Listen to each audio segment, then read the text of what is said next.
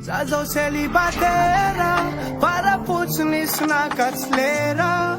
Salasala zaho endeha anao mopera, mba mangataka torefitra se fa le moto fany amizao de mitady active anaty apisany mandakandaka. De zay voyelle no ataoko maratra, telefona ho afa mandeha mandeha, hainao ihany fa mbola kere.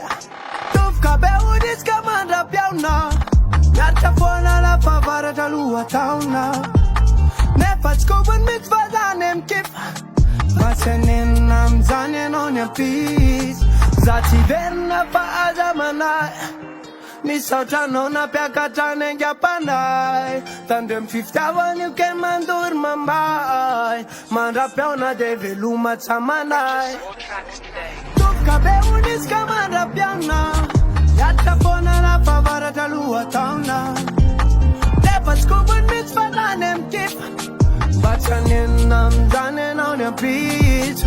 Za tsy verina fa aza manay, nisaotra anao nampiakatra ny aingam-panay. Tandremo fifitiavana io ke mandory mambay, mandra-piaona de veloma tsamanay.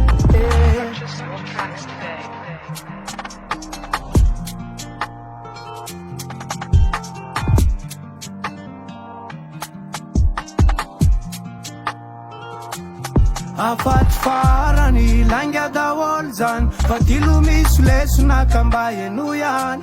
Afatra mafonja fa tsy any ihany zany, zoreo no mitomany fa findro misomay amina tany. Tovoka be odisika mandra-piaona, miaritra foana lafa varatra lohataona. Nefa tsy kobony mitsy fa zany mikifa, mba tsy hanenina amizany ianao ny ampisy. Za tsy verina fa aza manay, nisaotra anao nampiakatra ny aingam-panay. Tandremo fifitiavana io ke mandory mambay, mandra-piaona de veloma tsamanay. Zaho zao celibatera, para-potsiny sy nakatsylera.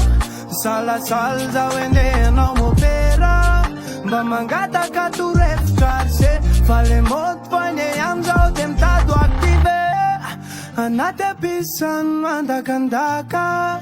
De zay voyelle no ataoko maratra, telefona ho afa mandeha mandeha, hainao ihany fa mbola kere ane zone bande.